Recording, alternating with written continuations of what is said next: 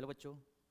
तो आज जो है हम 2025 जो एग्ज़ाम होने वाले हैं 12 फाइनल एग्ज़ाम जो होने वाला है उसका इम्पोर्टेंट जो क्वेश्चन है, ऑब्जेक्टिव क्वेश्चन जो आप लोग का 70 क्वेश्चन पूछे जाएंगे, जिसमें से आपको 35 बनाना है।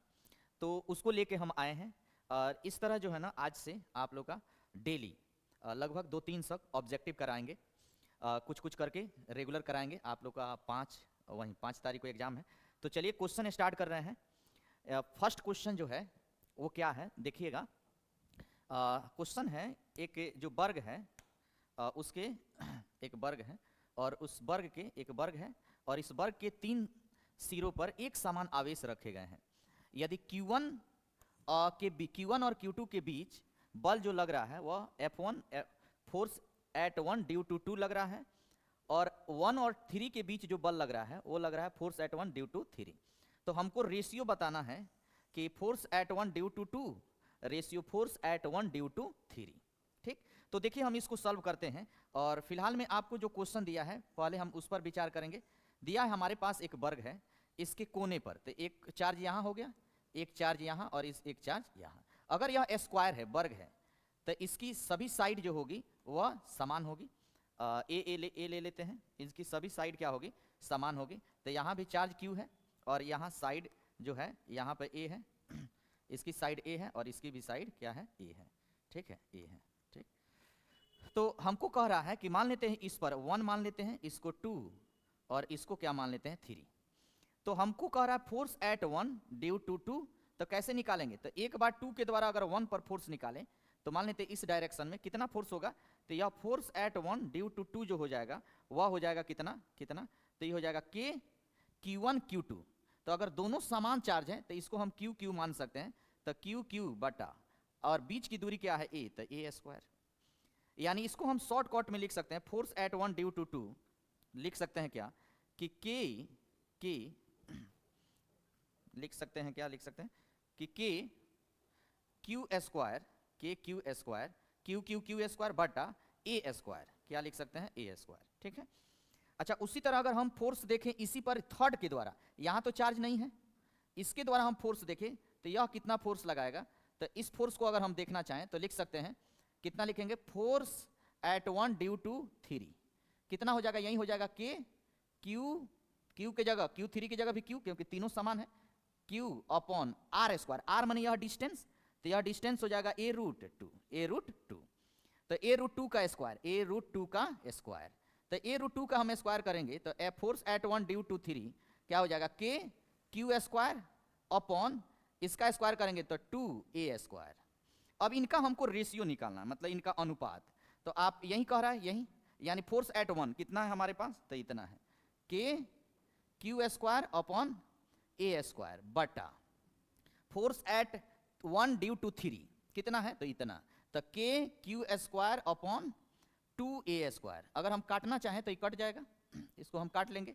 यानी हमारे पास ऊपर कितना बचा 1, ऊपर हमारा कितना बचा 1, यहाँ देख सकते हैं 1 और बटा कितना बचा, तो 1 अपॉन कितना बचा 2, 1 अपॉन 2। तो ये कहाँ चल जाएगा ऊपर, तो 2 रेशियो 1, 2 रेशियो क्या हो गया 1।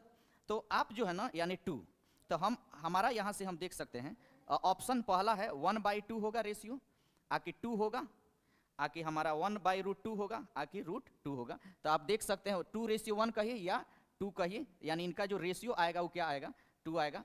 तो हमारा ऑप्शन क्या हो जाएगा, बी जो हो जाएगा वह करेक्ट ऑप्शन हो जाएगा, बी क्या हो जाएगा, करेक्ट ऑप्शन हो जाएगा। आप देख सकते हैं यहाँ पे यह हमारा फोर्स है और यह हमारा फोर्स है। नेक्स्ट क्वेश्चन की ओर अगर हम चलते हैं तो सेकेंड नंबर क्वेश्चन क्या कहता है, सेकेंड नंबर क्वेश्चन देखिए।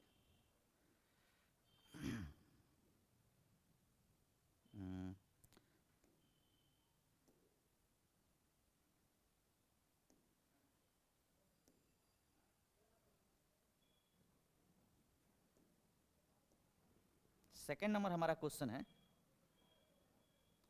सुनिए। सेकेंड नंबर कह रहा है कि एक उदासीन धात्विक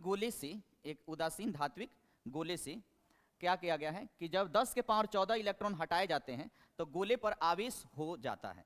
तो गोले पर क्या आवेश हो जाता है वो चीज हमको देखना है। ठीक, तो गोले पर अगर हम आवेश की बात करते हैं तो देखिए गोले पर हम आवेश की अगर हम बात करते हैं तो सुनिए, गोले पर आवेश की अगर हम बात करते हैं तो क्या होगा गोले पर आवेश?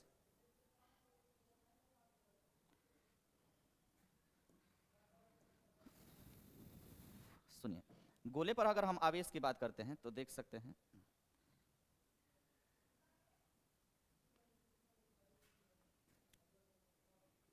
सुनिए,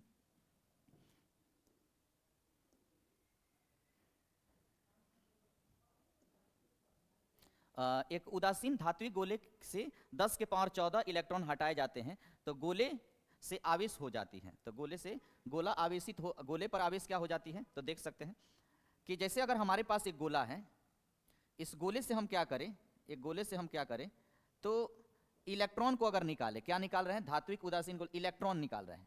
तो जैसे इलेक्ट्रॉन को हम बाहर करेंगे तो इस पर पॉजिटिव चार्ज आते जाएगा, मतलब यह पॉजिटिव चार्ज बनेगा। तो यह कितना चार्ज होगा? तो अगर एक इलेक्ट्रॉन निकाल दिए तो 1.6 into 10 to power minus 90 coulomb charge यह हो जाता है। अगर इतना हम निकाल दिए तो इतना टाइम्स हो जाएगा, मतलब इतना गुना, यानी 1.6 into 10 to power minus 19 coulomb. गुना क्या करेंगे? 10 के पावर 14, एक पर इतना तो इतना पर कितना, तो गुना कर दिए। गुना करेंगे तो हमारा क्या हो जाएगा? 14 से कट गया तो क्या हो गया? 1.6 इंटू 10 टू पावर -5, ठीक। तो हमारा -5 हो गया। गौर से देखना है, अगर ये दशमलव उड़ा दे तो यह 10, तो एक और हो जाएगा, यानी 16 गुने 10 के पावर -6। इसका मतलब हुआ कि यह 16 10 के पावर -6 को माइक्रो बोलते हैं, और चार्ज का ऐसा यूनिट क्या होता है? कूलम। तो हमारा आंसर क्या हो जाएगा? 10 के पावर यानी 16 माइक्रो कूलम। ऑप्शन आप देख सकते हैं कि इसमें क्या हो जाएगा? 16 माइक्रो कूलम, ठीक है। अगर हम नेक्स्ट क्वेश्चन की बात करते हैं तो नेक्स्ट क्वेश्चन हम ले लेंगे। नेक्स्ट क्वेश्चन है, सुनिए, नेक्स्ट क्वेश्चन है क्या?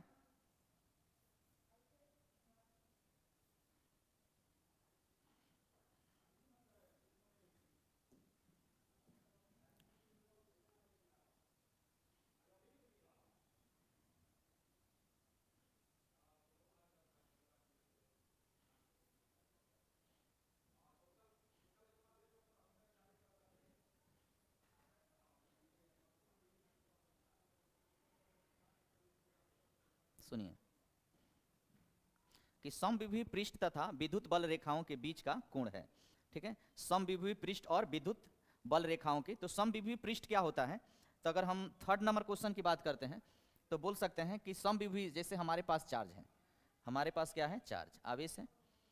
तो अगर हमारे पास चार्ज है, अगर हमारे पास चार्ज है तो यहाँ हम मान लेते हैं यह हमारे पास चार्ज है, कुछ चार्ज है। तो ये चार्ज, अगर हम विभव की बात करते हैं तो कोई भी चार्ज जो होता है ना, कोई भी चार्ज है, पॉजिटिव नेगेटिव, जैसे पॉजिटिव चार्ज है तो इलेक्ट्रिक फील्ड लाइन ऐसी होती है, और इससे इससे इलेक्ट्रिक फील्ड लाइन ऐसी होती है, विद्युत क्षेत्र रेखा ऐसे होते हैं, ठीक है, विद्युत क्षेत्र रेखा ऐसे होते हैं।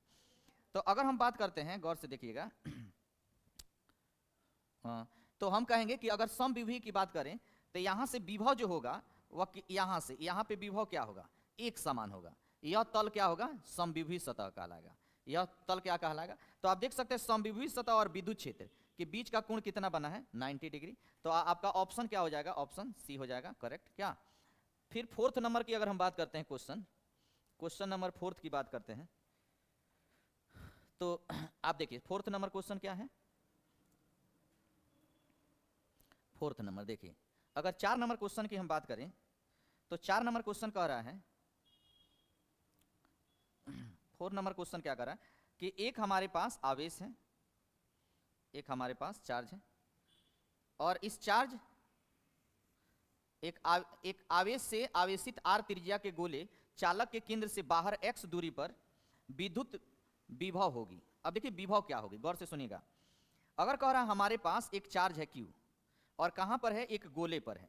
एक गोले पर अगर हमारे पास चार्ज है, एक गोले पर हमारे पास चार्ज है, यह गोला हो गया, इसकी त्रिज्या है कितनी? r, इस पर चार्ज है Q चार्ज है, ठीक। इससे हमको अगर निकालना है x दूरी पर विभव, तो विभव यहां पर क्या होता है? डायरेक्ट सूत्र ही होता है, v बराबर k q बटा r, के क्यू बटा r, के क्यू बटा r। तो हम कहेंगे के क्यू बटा r, तो q हमारा बड़ा q है, तो यहां वहीं लिख सकते हैं के क्यू बटा r। r की जगह क्या लिखेंगे? x, r की जगह क्या लिखेंगे? x। तो हमारा ऑप्शन आप देख सकते हैं के क्यू बटा r है, तो हमको तो x दूरी पर निकालना है बाहर, तो यह तो होगा नहीं।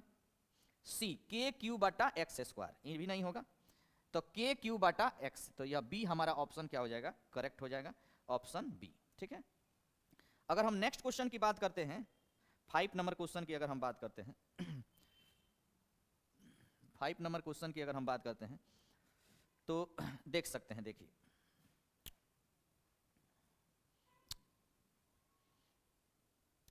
5 नंबर अगर हम क्वेश्चन की बात करें तो सुनिए, 5 नंबर अगर क्वेश्चन की बात करें, सुनिए, तो हम कहेंगे, कह रहा कि एक अल्फा कण को 220 वोल्ट विभवांतर से त्वरित किया जाता है, तो इसकी गतिज ऊर्जा में वृद्धि होगी, यानी इसकी गतिज ऊर्जा कितनी हो सकती है। ठीक है, गतिज ऊर्जा की बात किया है, तो हम कहेंगे ठीक है। अगर हम बात करते हैं अल्फा कण की, किसकी, अल्फा कण की, तो अल्फा कण हमारा क्या होता है, तो आप पढ़े होंगे कि अल्फा जो होता है ना, वह हीलियम का पार्ट होता है, मतलब हीलियम के जैसा ही होता है, तो वह अल्फा, और हीलियम के एटॉमिक नंबर कितना होता है, 2।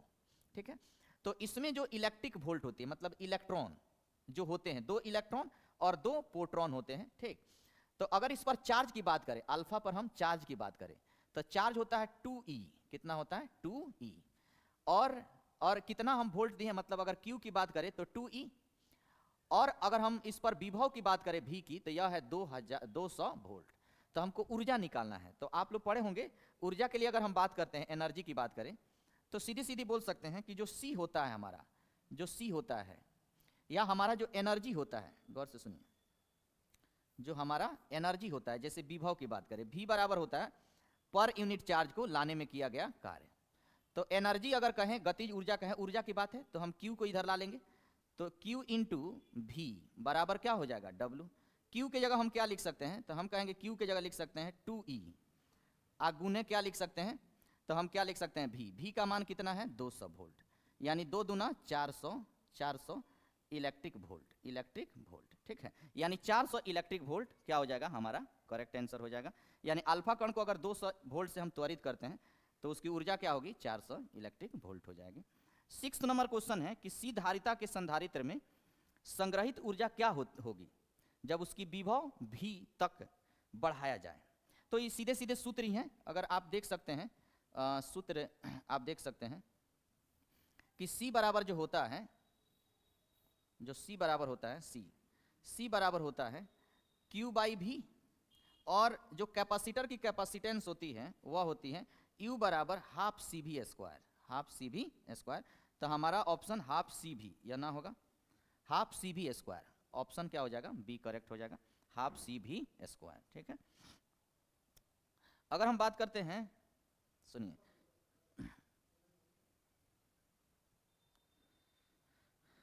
नेक्स्ट क्वेश्चन की अगर हम बात करते हैं 7 नंबर की, तो n एक समान गोलीय बिंदु जो समान विभव V तक आवेशित है मिलकर एक बड़ी बूंद बनाती है, तो नए बूंद का विभव होगा।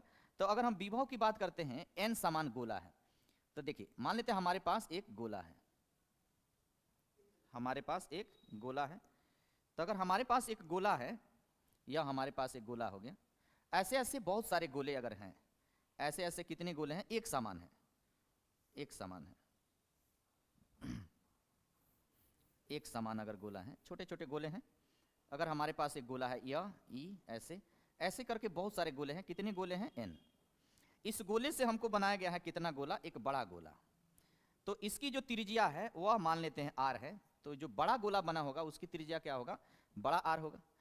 तो कह रहा है इसकी जो विभव है उस सबकी कितनी है, V है, तो इसका विभव क्या होगा। ठीक है, तो हम पहली बात हम कह सकते हैं कि इन सबको मिला के एक जो बड़ा बूंद बना होगा उसकी जो वॉल्यूम होगी सबको मिलाने पर वॉल्यूम के बराबर होगी, मतलब इसकी जो वॉल्यूम, इसकी आयतन 4/3 पाई आर क्यू जो होगा वह बड़ा वाला के वॉल्यूम के बराबर होगा, मतलब 4/3 पाई आर क्यू के बराबर होगा। क्लियर।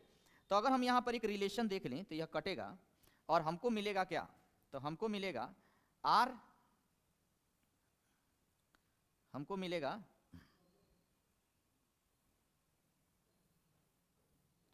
मिलेगा क्या, आर क्यू और ऐसा ऐसा कितना है n, तो n से यहाँ गुना कर लीजिए, तो n इंटू आर क्यू बराबर आर क्यू। क्लियर?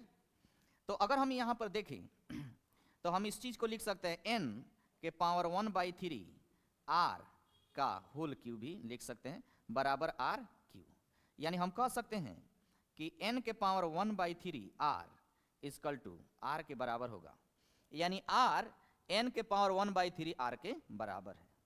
तो इस आधार पर हम कहेंगे, सुनिए, अगर हम इसकी पोटेंशियल निकालें तो पोटेंशियल का सूत्र क्या होता है, v बराबर 1/4 पाई एप्सिलॉन नॉट q बटा r या k q बटा r भी लिख सकते हैं, या v बराबर क्या लिख सकते हैं, k q बटा r। ठीक है। अच्छा, बड़ा वाला का अगर हम निकालें v, मान लीजिए एक एक करके है, इसको हम डैश दे देते हैं, ऐसा ऐसा n गो है, बड़ा वाला का विभव निकालेंगे तो क्या हो जाएगा, वहीं k बड़ा वाला पर q, बड़ा वाला पर चार्ज कितना होगा, एक पर चार्ज q है तो बड़ा वाला पर चार्ज क्या हो जाएगा, n q हो जाएगा बटा r स्क्वायर, यानी बड़का r स्क्वायर।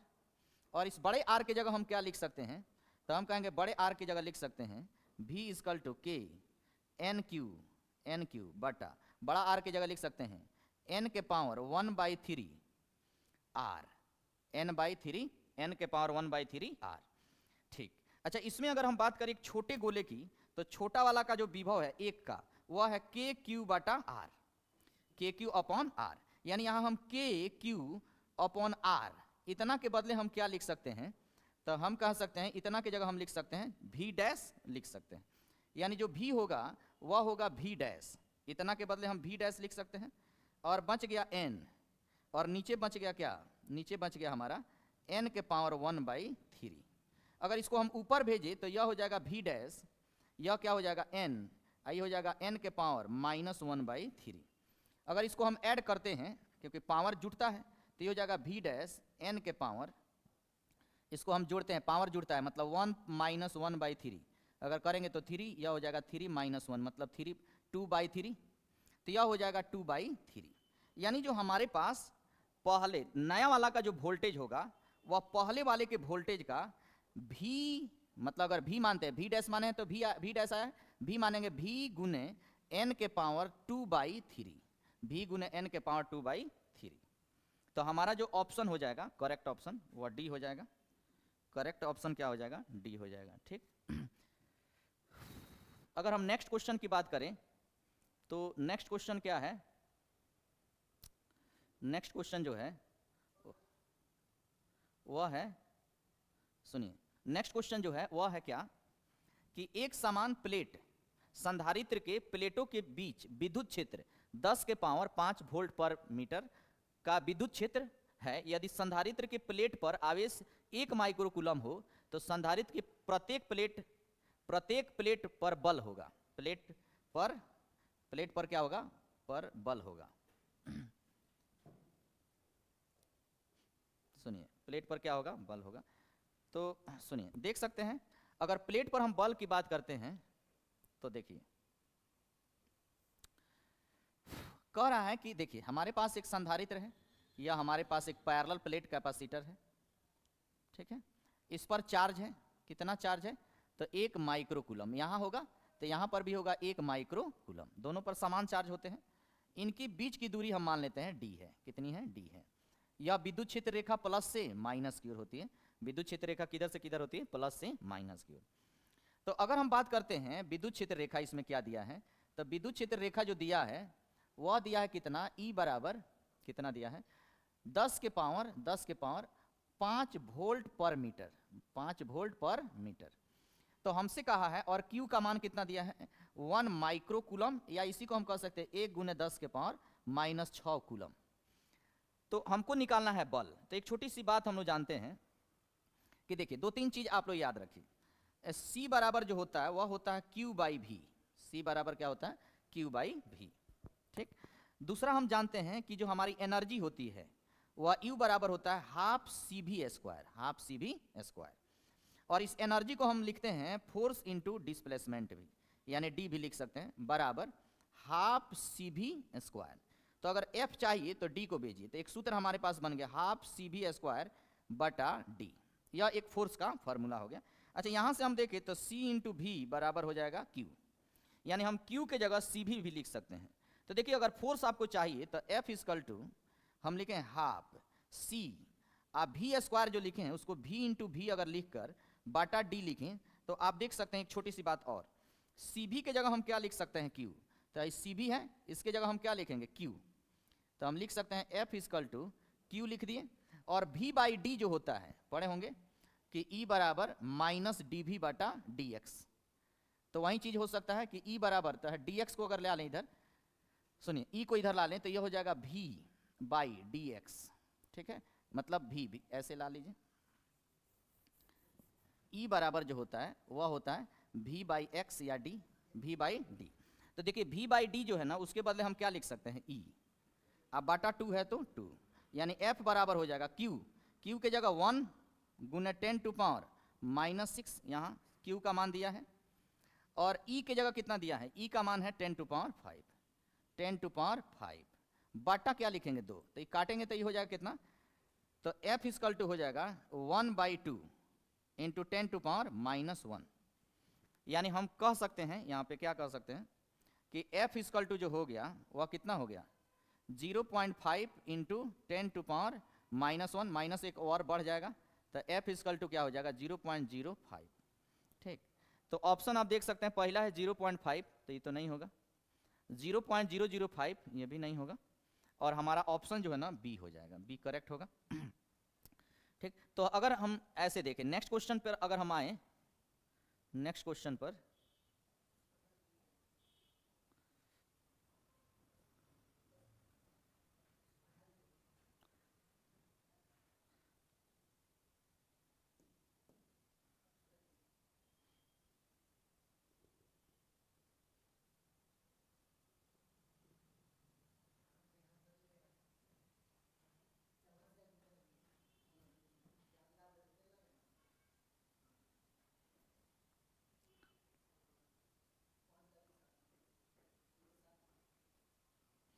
सुनिए नेक्स्ट क्वेश्चन है 9 नंबर जो क्वेश्चन है वो क्या है कि चुंबकीय क्षेत्र बी में स्थित एम चुंबकीय आघूर्ण वाले धारा पास द्वारा अनुभव बल आघूर्ण का मान होता है।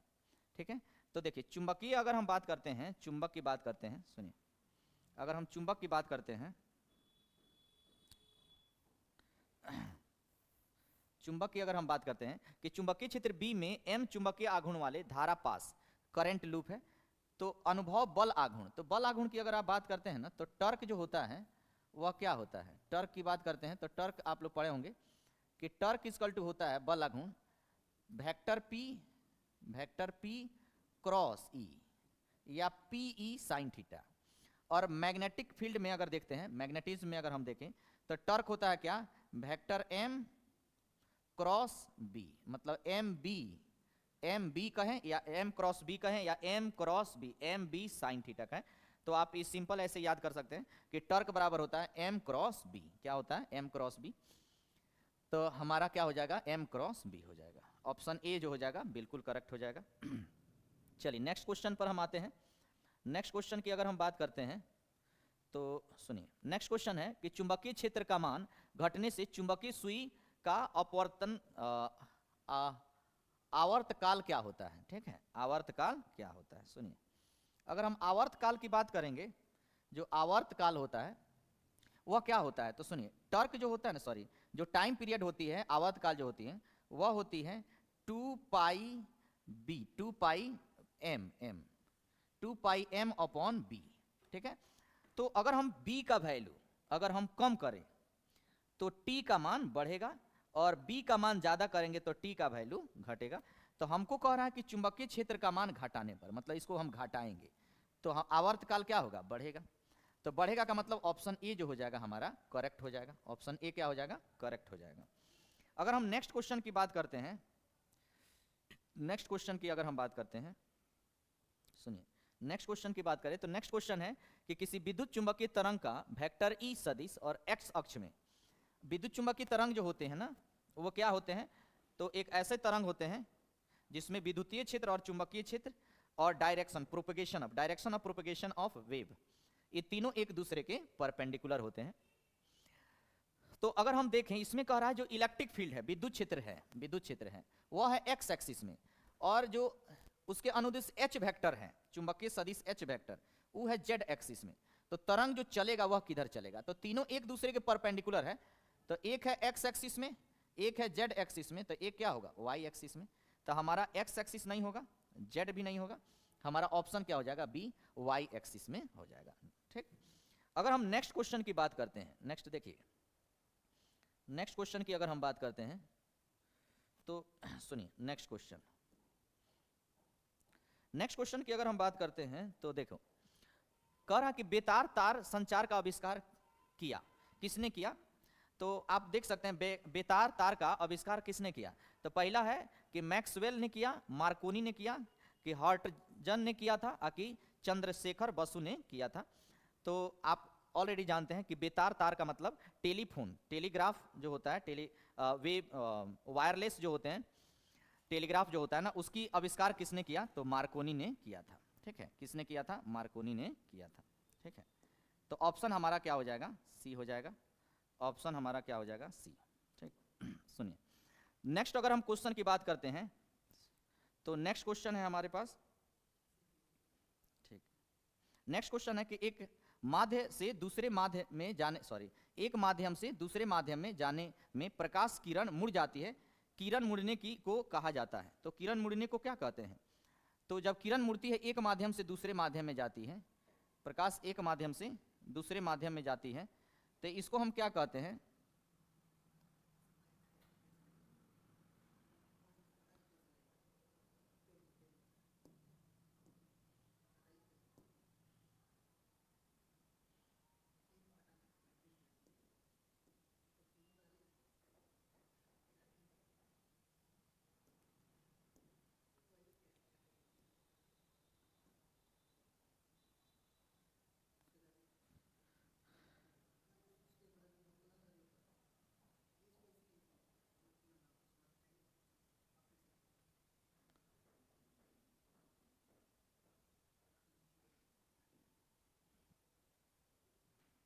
सुनिए, तो एक माध्यम से दूसरे माध्यम में प्रकाश किरण मुड़ जाती है, तो इस घटना को हम क्या कहते हैं?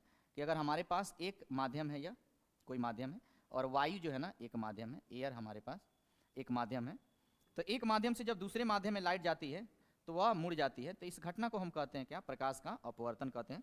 तो व्यतिकरण नहीं होता है, व्यतिकरण आप जानते हैं, प्रकाश का क्या होता है? अपवर्तन होता है। परावर्तन का मतलब हुआ तो सेम माध्यम है, जिस माध्यम से आए उसी माध्यम में लौट। वर्ण विक्षेपण का मतलब 7 रंगों में टूटना, तो नहीं होगा, क्या हो जाएगा? अपवर्तन हो जाएगा। ठीक। सुनिए, नेक्स्ट क्वेश्चन,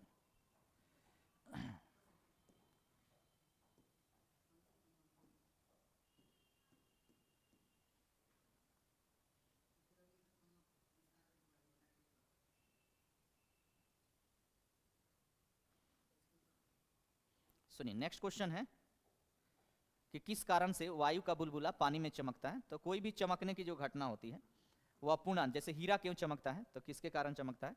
तो पूर्ण आंतरिक परावर्तन के कारण चमकता है। परावर्तन वगैरह इस सब के कारण कुछ होता नहीं है।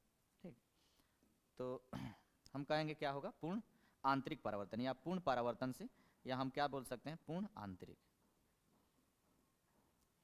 आंतरिक परावर्तन। ठीक, तो इससे होता है। अगर हम नेक्स्ट क्वेश्चन की बात करें, सुनिए, नेक्स्ट क्वेश्चन की बात करें तो सुनिए, नेक्स्ट क्वेश्चन क्या कह रहा है कि एक उभयोत्तल लेंस के पदार्थ का अपवर्तनांक 1.5 है। 1 पॉइंट कितना है? 5 है। तो बताना है हमको कि इसकी फोकस दूरी का मान क्या होगा यदि प्रत्येक तल की त्रिज्या जो है ना वह कितनी है? 20 सेंटीमीटर। तो सीधे सीधे बोल सकते हैं कि अगर हमारे पास एक उभयोत्तल लेंस है, मतलब उत्तल लेंस है, और इसकी प्रत्येक तल की त्रिज्या कितनी है? 20 है, म्यू का मान कितना है? 1.5 है। तो फोकस निकालना है हमको, एफ निकालना है। तो 1/f इक्वल टू होता है म्यू -1 इंटू 1/r1 - 1/r2। ठीक, तो ऐसा हम बोलते हैं। यह कब के लिए हम लोग लेते हैं? जब लेंस हमारा कहाँ हो? एयर में हो, हवा में हो। हवा में लेंस रखते हैं तो वहाँ के लिए फोकस हम लोग ऐसे निकालते हैं। 1/f इक्वल टू म्यू के जगह 1.5 - 1 इंटू 1/r1, r1 के जगह 20 - 1/r2। तो जो r2 होगा उसकी डायरेक्शन यह होगी, तो अपोजिट होगा, तो इसको -20 ले लेते हैं, तो -20। तो माइनस माइनस क्या हो जाएगा? प्लस, यानी यह 1.5 में से ये गया, आधा हो गया 0.5। इसका एलसीएम क्या होगा 20, यह हो गया 1 + 1 यानी 1 1 क्या हो गया 2, तो 1/f इक्वल टू क्या हो जाएगा 0.5 इंटू 2/10, 2/20, 20 मतलब 10।